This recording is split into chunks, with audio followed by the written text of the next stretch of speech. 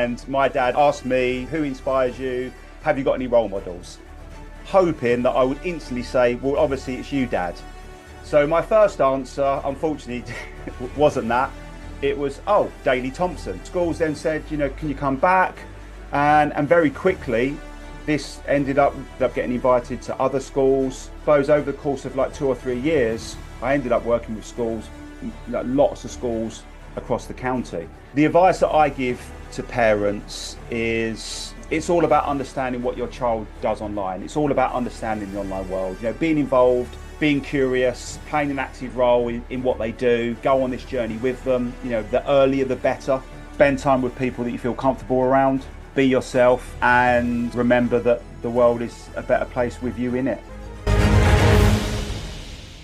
Hi, my name's Andrew Payne, host of the podcast Men on Show. I'm delighted to have another brilliant guest with us, Richard Pomfrett.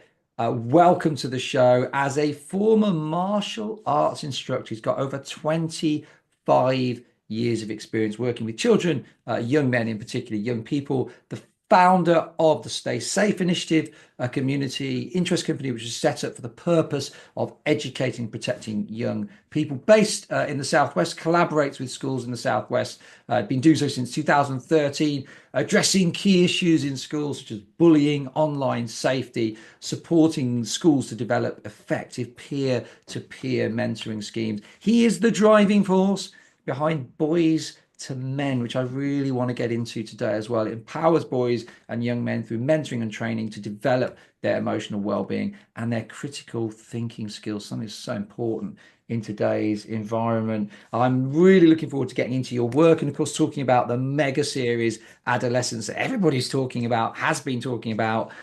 Richard, welcome to the show. Thanks for having me, Andrew. I think we just stopped there. That introduction pretty much said it all. I don't think I can beat that. Oh, well, no, that's good. Well, I'm glad I pretty much covered it. Yeah, Got it in the right order. So tell me about yourself growing up. What do you recall growing up? Was there anybody particularly that inspired you as a kid? I suppose the obvious answer here, and I'm assuming lots of people do, would be my parents. That's quite often the obvious answer that people go to, and yet to some degree, I would say yes, my parents had a big impact on my life. I had a fairly normal upbringing, brought up by two supportive parents. But it's not the first time been asked this question. So I think I'm going to give you a little bit more of a authentic answer, if that's okay. And what I mean by that is I'm going to bring you back to me as a child when I was asked that question as a teenager. Are you okay with that, Andrew? Yeah, of course. So this is a story that my dad has reminded me of multiple times. Going back now, probably this was probably about early 80s. So I was born in early 70s. I'm 51, and I think this was probably about in the early 80s. My dad had heard an interview something on the radio, and it was about role models. And the article that the show that he was listening to basically said that, and I don't know exact percentage, but when boys are asked who their role models are, a large percentage of the boys in this sort of survey or study said their dad, their father. So my dad thought, well, I'm going to put that to the test and ask me. So I was at home one day. I must have been probably about 12 or 13. And my dad asked me that exact question. So asked me, who inspires you? Have you got any role models? Hoping that I would instantly say, well, obviously it's you, Dad. So my first answer, unfortunately, wasn't that. It was, oh, Daley Thompson. Now, for the for the younger listeners that may listen to the show, that you may not know who that is, but a very famous English decathlon athlete. And that wasn't the answer that my dad was looking for. So it was, oh, okay. So then he said to me, okay, Daley Thompson, right? Okay, well, forget about public people or sporting icons. How about people in your family? Again, prompted me to hopefully say dad. So my second answer was, oh, well, obviously that will be Uncle Phil, and that it actually was my cousin Phil, but he was a lot older than me, so I always referred to him as Uncle. And so my dad, my dad never got the answer that he was hoping for. But yeah, absolutely. My parents played a big part in my life, but yeah, other family members and all, and obviously sporting icons. Like So Dave. yeah, that's my more authentic answer. Yeah, I so remember Daley Thompson because my dad was really into athletics, so that was the one thing that we'd all watch together. Like I remember those Yeah, old style Olympics. Kind of, I was a '74 baby, so sort of the or I'm a early year mid older. '80s. Yeah. Oh, and you're looking back now. I mean, I can see it in my life as several things that definitely shaped how I grew up. So by the time I got to a man, these things had affected me. Can you look back, or do you look back on your teens and think, well, actually, there were challenges that I particularly faced because I was a guy? Did you look back and see any challenges in particular that you can reflect on? Yeah, oh, absolutely. I mean, ironically, I spend the majority of my time, and we'll get onto this later. I spend the majority of my time, my days working in schools with young people, which I absolutely love. Uh, but my own school experience wasn't so positive. So I struggled quite a lot in school. I'm dyslexic, only diagnosed as an adult. So as a result of that, I really struggled academically in school. I was quite good on the creative side of things and sort of like the sporty side of things, but academically was a big struggle. I was also quite shy and quite a shy, insecure child. So having that struggle in lessons and not having the confidence to ask for help in a lesson in front of my peers, that obviously in many cases led to me making poor choices in school. I quite often thought that it would be a lot safer for me to act out and potentially get kicked out of a lesson than run the risk of getting asked to read in front of the class or come up to the front and write on the blackboard. So that meant that my school journey wasn't that great. Like I said, I really struggled.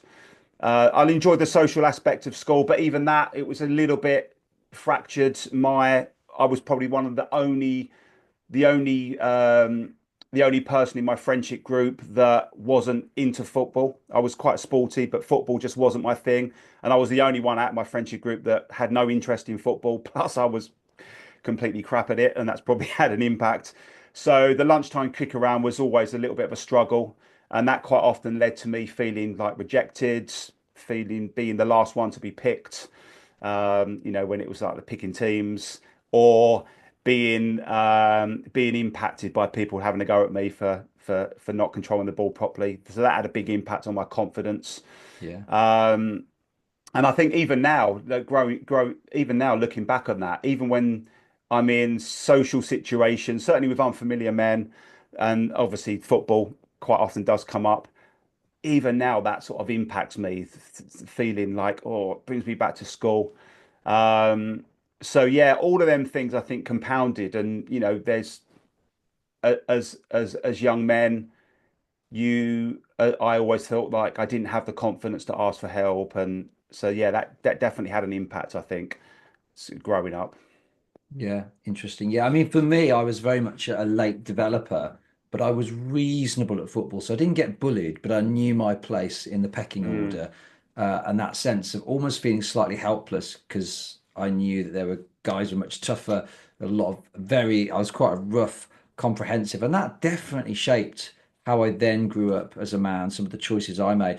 I used to really struggle to concentrate, whereas I now look back and think, that boost of testosterone that we get as young men as we go through puberty, it's no wonder really that I spent my life daydreaming, not wanting to be in the class, not being able to concentrate.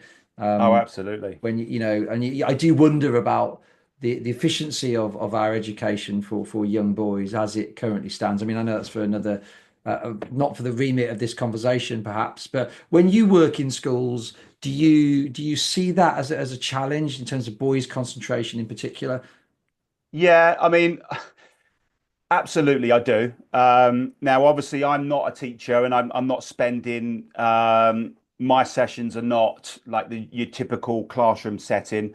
They're very engaging. They involve lots of interaction. So I probably draw out the best side of things. But absolutely, boys cooped up in that classroom environment, sitting down, expected to listen, concentrate.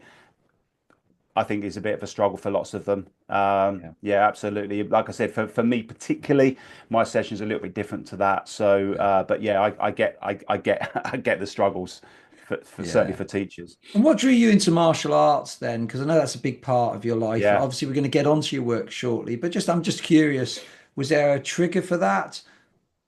Yeah, absolutely. So, um, as a young person, I was a massive fan of boxing, and always wanted to join a boxing club. Unfortunately, something I didn't mention earlier, but I wasn't into football. But as growing up as a young person, certainly a child and going through my secondary school ages, I was quite heavily into swimming, and spent a lot of my time in a swimming pool. And anyone that's done swimming or certainly at a high level, and I got to quite a high level competing sort of nationally. Um, Most of my time was either swimming before school, swimming after school, and swimming at weekends. So I had no Yeah. spare time. So even though I was a massive boxing fan, and that was like a real hobby of mine, I never had the chance to take up boxing, which I always wanted to, but swimming sort of dominated my younger years. Mm. So when I stopped swimming, it was probably in my sort of mid to later teenage years, about 14, 15. I then had a bit more free time. So a few of my friends, we joined a local kickboxing club, and I was instantly hooked. I instantly fell in love with martial arts. And then from that point, I spent the next about 32 years training in various styles from kickboxing, boxing, karate. Went on to learning and teaching Wing Chun Kung Fu, and then also grappling sports like Brazilian Jiu-Jitsu and stuff like that. So yeah, that really was a massive passion, and that's definitely shaped me growing up as a young man for certain. How did it shape you? What did it do for you?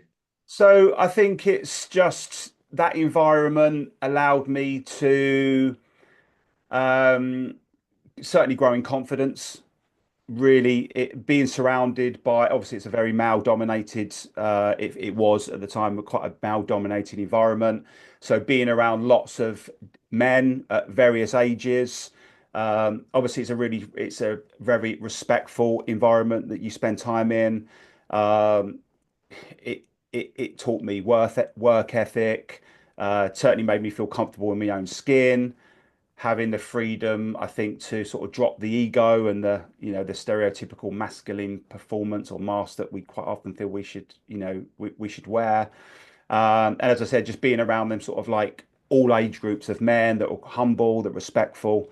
Yeah, absolutely. I think that proved a massive impact in me, and provided lots of life lessons that I was learning subconsciously at the time. Because growing up, because I knew my place physically in the pecking order, there were times where, because I was very skillful at negotiating my way out of trouble at school, and those skills definitely saved me from getting a beating on a few occasions. There were times where I did wonder, if only I was a fourth dan at black belt karate fourth dan, I could kick their butts. And Yeah. I wish that, there were times I wish I could sort of have the skills to take on three people at the same time. As you do as you're a youngster, you fantasize about these things. You see your Bruce Lee films or whatever, Steven Seagal films. Have you ever had to use your martial arts in like outside of the gym and training? So, fortunately, not that often. I think one thing that you gain from martial arts, and by by the way, Andrew, you're not the only one that had them thoughts as a young person. I definitely did, and I think every man that will listen to this conversation has probably had them visions. I think what I found for martial arts is that, and anyone that has ever trained in any kind of discipline, I think one thing it does teach you is it usually means that you're one of the less likeliest people that's going to engage in Yeah. physical altercation. it definitely sort of grounds you and gives you a realistic opinion on violence and how vulnerable we are. So it's probably prevented me from getting into lots of situations, which in turn has supported me. There has been a couple of times where I have had to use it on, outside, and if I hadn't have had them skills or awareness, physical skills, then I could potentially have got hurt. So yeah, it's come to my aid a couple of times, but fortunately, uh, there hasn't been that many times that I've had to use it. So that's always a positive. And my martial arts instructor always has said to me that the ultimate goal with learning martial arts is that you'll go through your whole life never ever having to Having to work use out it. if you're actually good at it. Yeah. But if you are good at it, that gives you that little bit of advantage if you need to. So that was always my sort of approach. So martial arts to young people, you've got your stay safe initiative, boys to men. Just tell me how those slowly evolved, and tell us how they're different as well, because both pieces of work obviously really important. Um, yeah, talk us Yeah. through those. So again, like we've just been talking about martial arts, this all came from martial arts. So at the time, I was living down in Cornwall with my family. I'm not from Cornwall, as you can probably tell from my accent. I was born and bred in Essex, and had a young family in Essex, and then I moved to Cornwall. It was in 2007, and I was living down in Cornwall with my young family, and I was a martial arts instructor, so I used to teach adults and children in my classes, and um, I quite often, certainly from working with children, I quite often had parents that would bring their children to my martial arts class for one or two reasons. One, they were having issues in school, they were potentially getting bullied, or the parents were fearful that they would be targeted by bullies. And most of them, having your vision earlier, Andrew, thought that get them into martial arts and that will be in the environment that will solve their problems, toughen them up, and prevent them, help them to become bully proof and that powerful child at school. Now, obviously, for some children, it was for me. Martial arts can have a massive impact, but it's not for everyone. It did for me because I wanted to be there. Now, lots of parents that were bringing their children to my class, they wanted them to be there, but the children, that just wasn't really their environment. They didn't really thrive in that environment. And I would end up having conversations with parents a month later, a few weeks later. How's Billy getting on? And I would always have the same conversation. They're doing well, but they don't really want to be here. I mean, you want them to be here, but this isn't really the best environment. And as a result, this would end up to very, very shortly these children leaving.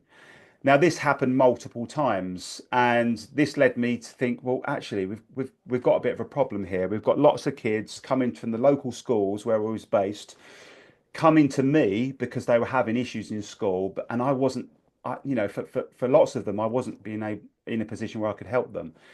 So this led me to speaking to a few of the local primary schools, speaking to some of the local school heads, and sharing this issue with them. And this led to me to speaking to them and saying, look, would you be happy for me to come into school and talk to some of your year groups about bullying?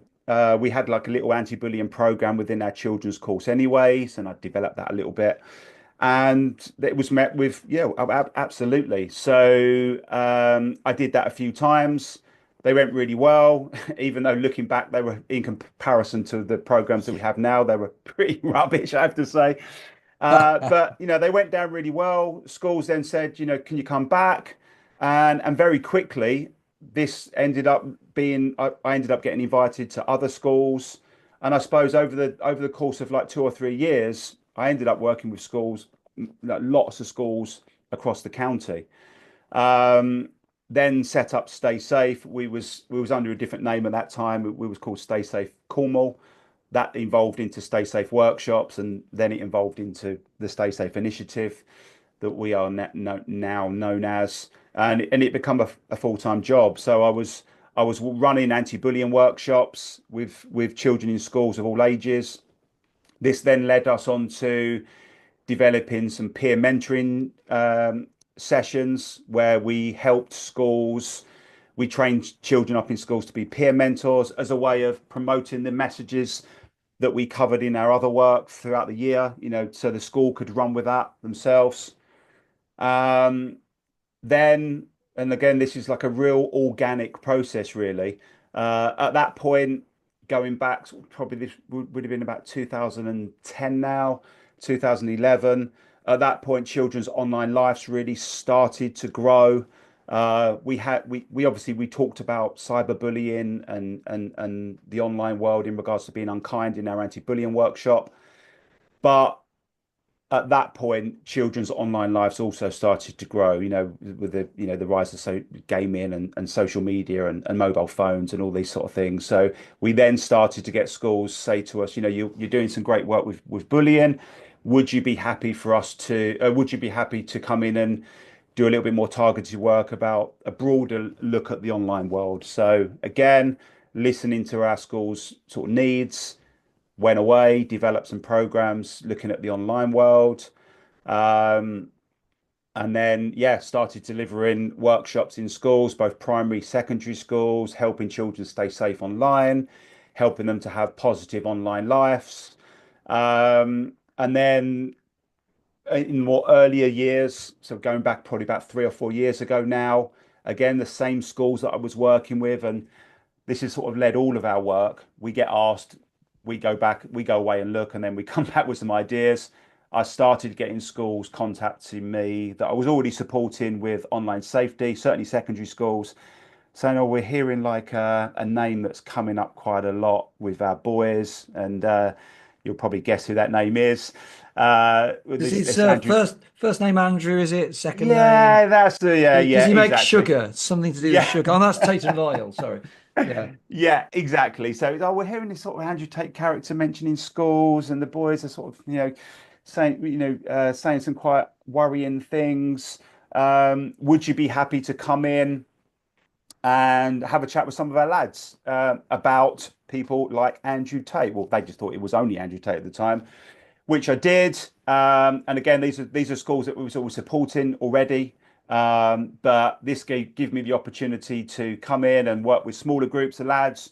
And the initial goal was to talk to them about online influence, and again, help them to think critically about these messages and where these messages come from. But it became really evident really quickly that I went in there to talk about online influence and people like Andrew Tate, but it became evident really quickly that actually there was a lot of a much bigger problem here that boys were dealing with, and which is one of the reasons why he was so popular, I think, for them.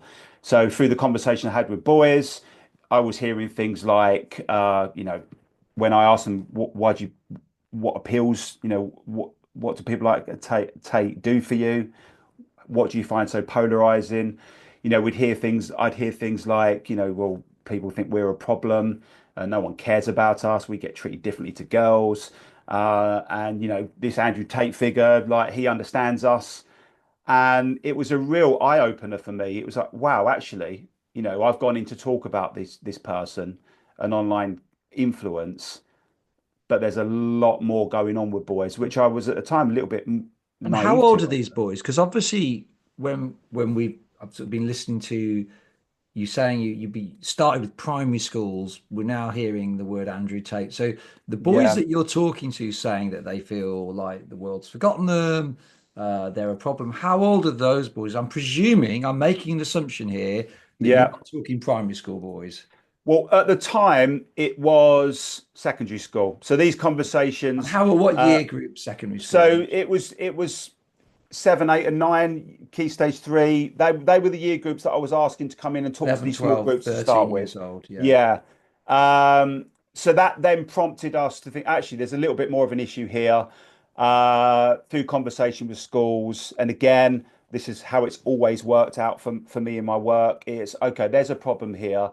Let me go away. Let me sort of have a little look at this. think of ways that we can tackle this, work out a few programs, come back to the school, trial them, run them, get feedback, develop them. So that evolved into us developing our Boys to Men program, and it started with secondary, but that instantly led on to primary schools. Then, as time's gone on, so maybe a year later, quite often what I find in my work, what happens in secondary school today, I then find out these conversations and these things impact primary school maybe next year. So Yeah. social media, online influence, there's a natural progression. So it didn't take that long for them primary school. So actually we're seeing some sort of like some misogyny. We're hearing lots of misogynistic things. We're worried about this Andrew Tate figure. So then it prompted us to develop programs for primary as well. So now we work with this particular subject. We work with all year groups. Okay, so I'm interested in terms of online issues. So I recall with my boys, once they hit sort of year 5 and 6, so Hmm. you're talking 9, 10, now their peers are starting to get phones and access to social media and things like that. So I'm assuming that for the vast majority of boys, Andrew Tate and the incels, who are of course very different things, you're not talking Yeah.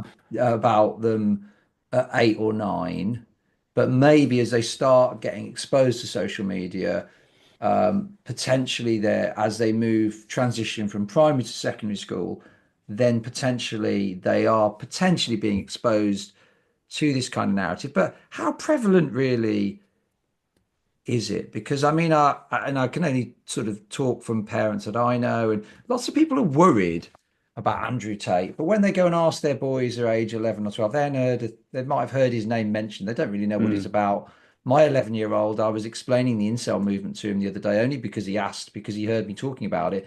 Wouldn't have a clue what it is. What's the bigger problem here online? Is there a danger that in some ways we're getting very worked up about Tate's influence, although I understand his influence is on the wane, it's declining, and we get very worked up about the incel movement through the Adolescence series, which we'll discuss in a moment. But what is that really the issue? Are there bigger issues than that in terms of online issues? Uh, I think obviously Andrew Tate, it's a much bigger problem than just Andrew Tate. He's just one name. Now his name does obviously pop up in our sessions, certainly for when I'm in secondary schools and we talk about it, the kind of content that they see online. We talk about the who they follow, who they listen to, and his name does come into the conversation, but it's just it's more about content. It's the algorithm will feed them content, and that could be anything from these sort of like fitness bros that are telling them that they've got to be ripped and have six packs and all look like us. It could be people telling them how they should dominate a relationship and control women. It could be that you've got to have this like extensive daily routine or morning routine before you go to school. It's it's very broad, and Okay, it's interesting. it's yeah. I mean, obviously, Andrew Tate is the name that everyone knows, but that's just a name. When I talk to boys in primary school, they will talk about everything from YouTubers, your KSIs and your Twitch streamers to the kind of content that they see online, and they're usually better off describing that content than actually knowing who's delivering that content. As in, just the narrative that runs through that content. But yeah, it's definitely not just Andrew Tate. It's the content that they see and the impact that has on them growing up that's more of a concern, I think. Because what do you think about? I mean, obviously, the Netflix series Adolescence has probably created more conversation around young boys in the last month or so than I've seen in years. I mean, it's just like everybody's got an opinion on it. Everyone's very worked up about it. I was out for a footy social. I play football on a Friday, and we have a social every quarter, really. It's about 20 of us. Everyone's very worried about it. What do these emojis mean? And any sort of conversation that actually Adolescence is a drama, not a documentary, with a completely implausible plot line. He's taken quite almost angrily defending it. I mean, what the problems that you see portrayed in Adolescence? 13-year-old boy feels rejected by a girl he likes from a stable family, gets involved in the incel movement, goes and murders the 13-year-old girl, and it's the sort of outpouring of that is the basis of the show. I mean, to me, it's the most implausible plot when you look at the research that you could possibly imagine.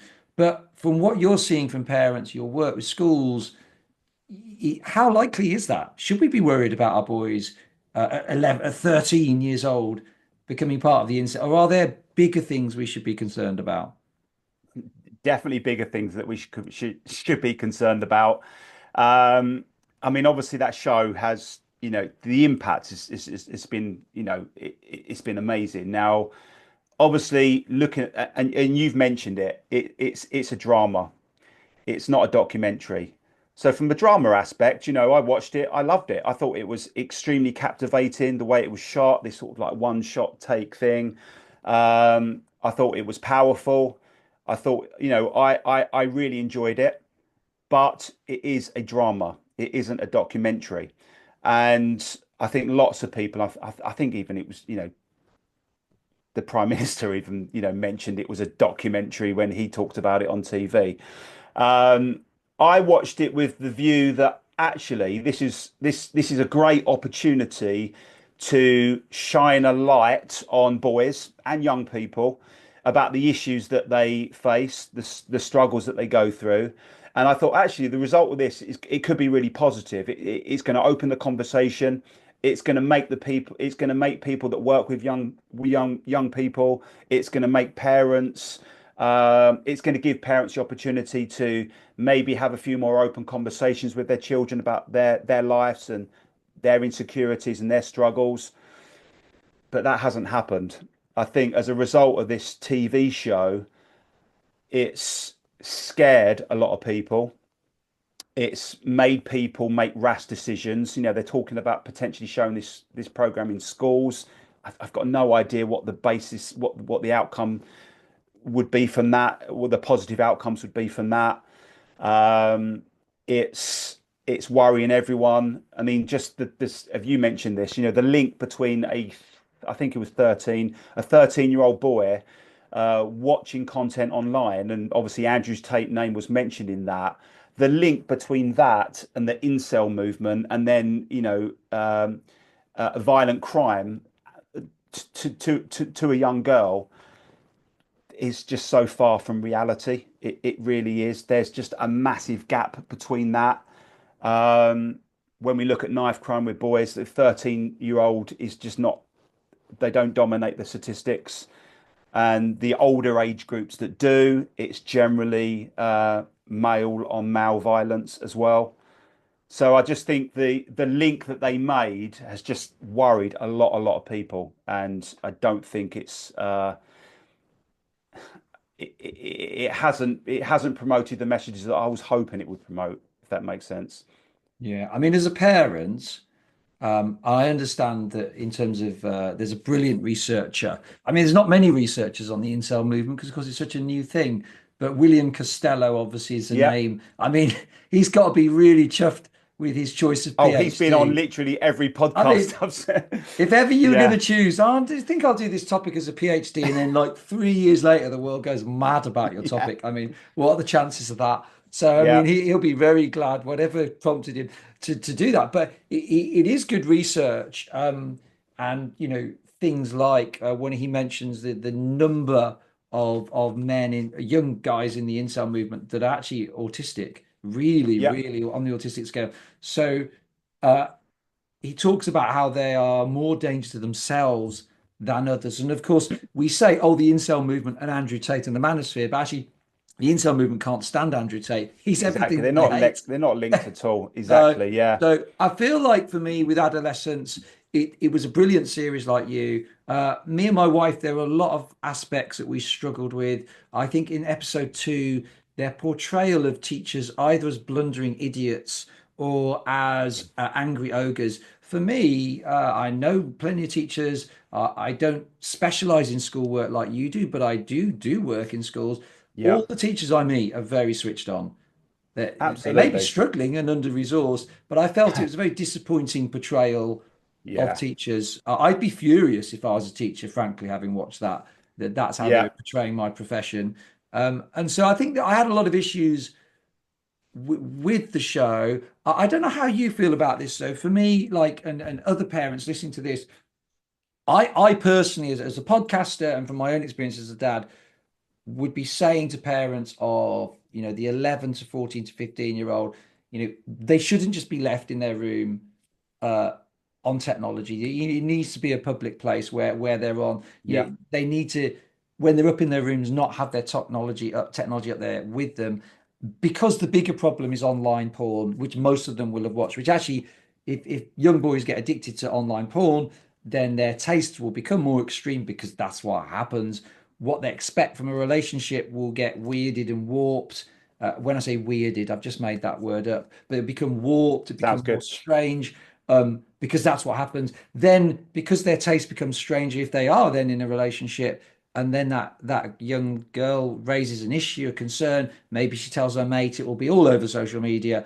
And so for me, online porn, the danger of guys expecting things of girls which are just not appropriate for that age. The danger of guys just becoming addicted to porn and then not actually going out and doing fun stuff that would help them to connect with women. For me, it's a much bigger danger. It's much more prevalent. Most of our, would you see that as well, or do you think I'm overdoing it on online porn and maybe I should just rein it back in a bit? That's not the key issue. I mean, it's obviously it is an issue, but it's not the only thing. I mean, obviously, all children are different, all their online activity is different, and they will be influenced in many ways. I think the problem is, and that show it did touch on it. Jamie, he's in a bedroom. He's on he's on. I think it was a laptop in the show. Parents are not really sure what they're doing, and that is a concern. And I do lots of work with parents. When we look at sort of supporting their children with their online lives, and children left to their own devices, they're going to be on their devices all the time, and if you're not there to supervise, you're not there to have conversations. So the advice that I give to parents is, it's all about understanding what your child does online. It's all about understanding the online world, being involved, being curious, playing an active role in what they do, go on this journey with them. The earlier the better. I work in primary schools with children that are very, very young age that have already started to have quite big online activities. And if parents can get involved then, that's the best way to start these conversations. I always encourage parents to talk about boundaries and acceptable use, build this sort of like flexible framework of appropriate use online, encouraging them to use the online world in public parts of the home, not tucked away, locked away in their bedrooms with devices. Obviously, there's a safety aspect there. If they're not there, you don't know what they're doing, you don't know what they're watching, you don't know who they're speaking with, you don't know who they're connected with. So that plays a massive role. But when I talk to parents, I try to highlight something else. If you can encourage your children to access the online world in public parts of the home where you are around them, you now get to talk to them about it. Who are they Yeah. watching on YouTube? Who are they gaming with? Who are they connected with?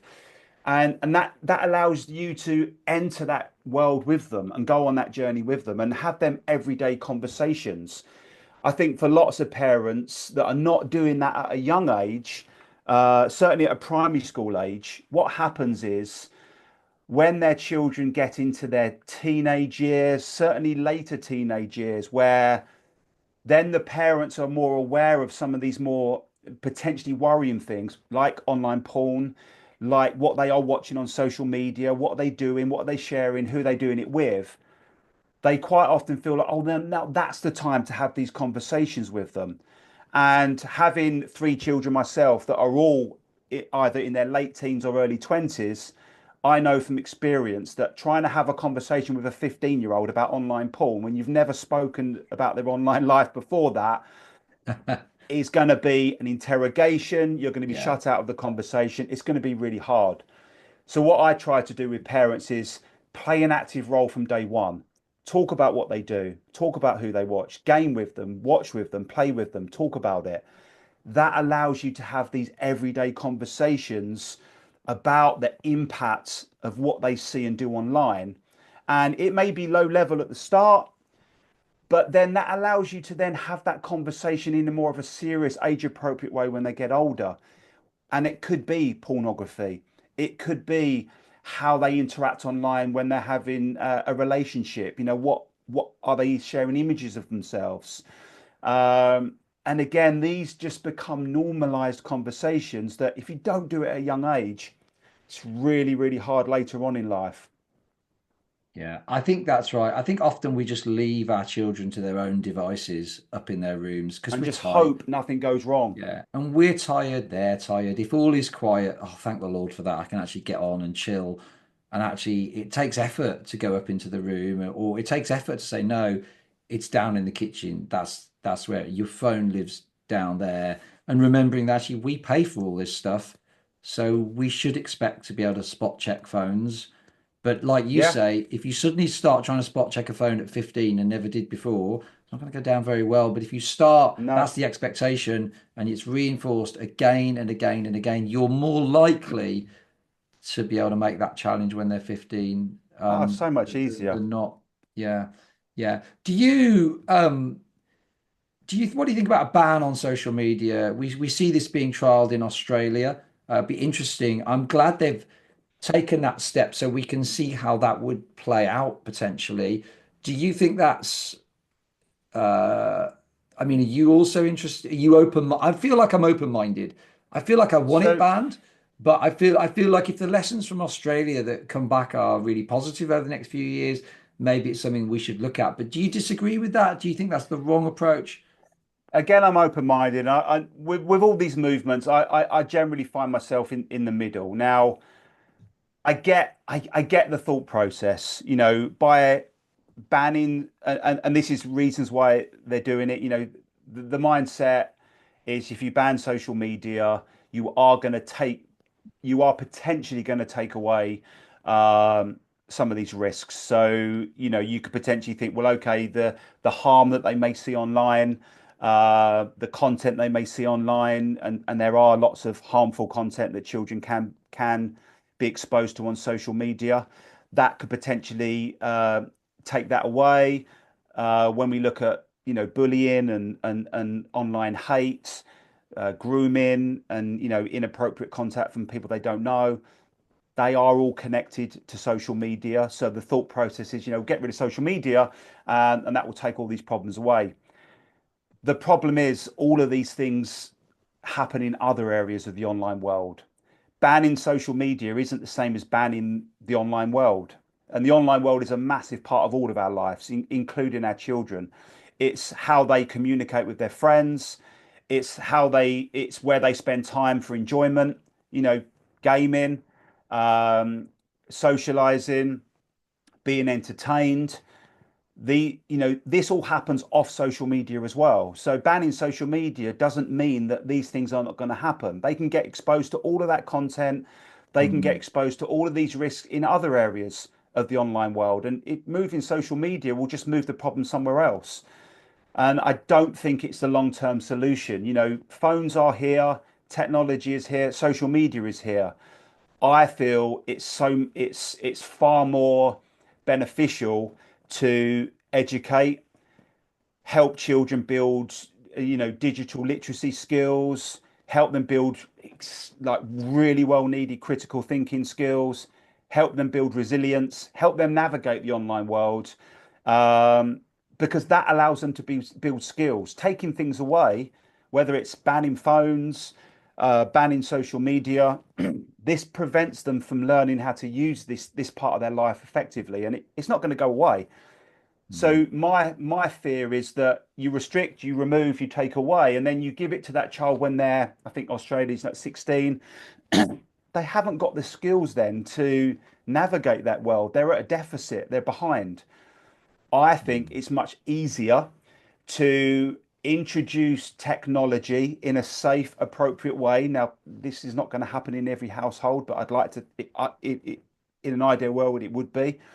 Allow them to use the online world, supervise them, talk to them about it, help them build skills, help them navigate it, have these conversations about what they see, how it impacts them, and then it's done slowly. It's done with them. Then eventually, when they get older, they can then navigate it on their own. That I feel is the more healthy approach, Mm. because social media is only one aspect of the online world. Yeah, because I suppose if you imagine a world where social media has been banned, where smartphones have also been banned, so they've got their 2G old style Nokia, that's what you've got, whether you like it or not. For me, the other issue is we know that birth rates are falling, so children have less siblings than they used to play with and hang. There is a loneliness Yeah. problem, partly caused by a seriously declining birth rate. So we know that's the issue. We know that both parents generally of a household are working. If indeed Hmm. it's a single parent, that single parent will be working. So immediately, if you compare with 50, 60 years ago, before we had phones, before we had social media, they would have had more of a family to do stuff with. That would have meant if you take that stuff away, they've still got some stuff to do. When I think about the impact on youth funding, government for youth funding since austerity, the loss of hundreds of youth centres, the loss of thousands of youth workers, 50, 60 years ago, take phones away, which of course we didn't have, social media, there was stuff to do, places to go. So for me, the concern, I suppose, if we just ban social media for under 16s, under 18s, we ban smartphones for under 16s, under 18s. There need to be some other stuff that comes into place, given that birth rates are falling, given that the youth centres, there's far less stuff to do than there was before. And so for me, I don't know how I feel about a total ban. To me, I find that quite appealing to hear as a parent on the one hand, but I feel like there's a whole bunch of other stuff that would Yeah. need to be addressed at the same time for that to work. Otherwise, as you said, it's how many people connect, spend time. Just to take it away, got to replace it with something. Yeah. And for lots of children, this is a real pot. The thing is, we get taken away by headlines and things that we see online. It's coming from the online world, which is ironic. And it's easy to think that children online, that they're all going to be seeing, that they're all going to be seeing really harmful content. They're all going to have mental health issues. For lots of children, and I work with thousands of children in this area. Lots of children, the online world is a lifeline for them. It's a positive place. Now, obviously, things go wrong, and that's that can happen offline as well. But it can be really positive. It's how they engage. It's how they connect. And for lots of children that may struggle socially in the offline world, that could be someone that's neurodiverse. The way they communicate face to face is a little bit harder. Again, that online interaction could be a lifeline for them. And just one more point before we move on that is my other fear is that when you ban and you restrict, well, that doesn't mean it disappears. That means they're not allowed to do it, but that doesn't mean they may not do it in secret. And the problem with that is that if you ban things and take things away, children will find a way. And that Yeah. means that they could be using social media without their parents knowing. They could be accessing things without their parents knowing. Because they're not doing it, parents won't think they are doing it, so they won't have conversations about it. And that means that if something happens and the child is online in secret, they've smuggled a mobile phone, or they're accessing platforms that they're not allowed to use.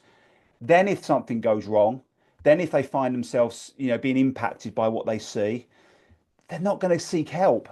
And I hear Yeah. this a lot in schools that, oh, well, I'll be told off, I'll have this taken away, or I'm not really allowed to be doing this. That Yeah. means that that child is then going to suffer in silence. And that's also a massive fear of mine, is that if they do find a way, and that way ends up leading them into situations where they now feel uncomfortable, or even like they're in danger, well, they won't go to the adults in life to seek help. and that's a massive concern. It really is. Yeah, and I'm being this is my cynical side coming out here. I actually think because parenting styles have changed and parents don't want their children to be upset and deal with hardship and all the rest of it, probably more so today than ever. I think even if it was banned, parents would just capitulate if their kids begged them enough. And then They the would. parents whose kids don't have it, they'll then capitulate because they won't want their children to be the only ones that don't have it. So in That's theory, an there's a issue. ban, but actually Yeah, parents have completely facilitated a way around that ban anyway, by yeah. putting their own, and parents will do that. And I see that in our kids' schools, there is this kind of it's not that we have not bred snowflakes. Our youth have really difficult stuff to deal with that I didn't have to deal with. But I think parenting styles today are a bit snowflakey if you compare perhaps where they were. I don't know When we whether was you see younger. that. Yeah, absolutely. I mean, and again, you know, most of the social media platforms are 13 plus, so WhatsApp, TikTok, you name it. Most of them are 13 plus apps. So, okay, so that means that children in the early year in secondary school and all the primary school age groups shouldn't be on these platforms. They all are. They all So are. Yeah. already, I work with 8 year olds, believe it or not, Andrew. I work with 8 year olds that have got Snapchat accounts that are on TikTok. Wow. I work with nine. It's definitely by the later year groups, year 5 and 6. Loads of them are. They're all on WhatsApp. So already this Yeah. idea of a ban, it already is Yeah. not working because they're not allowed. They're technically too young. So again, it's just like, and that parents are already allowing them to use these things at a much younger age than that's already stated. So Yeah. how raising that age, it's not going to work. That's interesting. So, Richard, I mean, you do some amazing work with Boys to Men with the Stay Safe initiative, predominantly in schools at the moment in the southwest of the UK. Um, for the amazing work that you're doing, how do people get hold of you? What's the best way to have a conversation with you if they want to find out more about your work?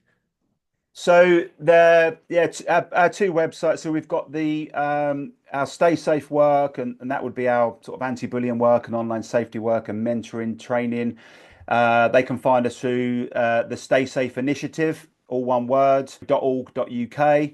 That will take them to our work and our Boys to Men work, which again is our program that's focused with boys, primary, secondary school, and later years, higher education. They can find that information from boys with a Z, -2.org.uk. So yeah, boys to men and stay safe. And obviously my name, Richard Pomfrett on LinkedIn, is generally where most of our work's promoted. Brilliant. And in terms of just concluding the podcast on a positive note, we talked a little bit about the work you do, some of the challenges you're seeing online, adolescence, of course, social media ban, all these juicy topics that are being bandied around in the media.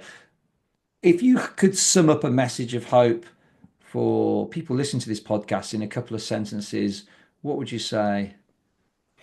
All right. Okay. Couple of sentences. So, okay, let's split these two sentences into, I'll give one to adults and one for young people. So, I think my message to adults would be, um, don't underestimate our young people. They are our future role models and our future leaders. They are very switched on. They're not all influenced by what they see online. They can think critically, and my job when I work with boys, certainly boys, is to really help with that. So yeah, don't underestimate them. And I think for young people, my message would be spend time with people that you feel comfortable around. Be yourself, and remember that the world is a better place with you in it. Lovely. I love that. What a lovely way to close the podcast. Richard, I mean, I'm so grateful for your time, for your insights, for the work that you're doing. It's amazing. Thank you for being a guest on the show. Wish you the very best moving forward. No problem. Thanks very much for having me, Andrew.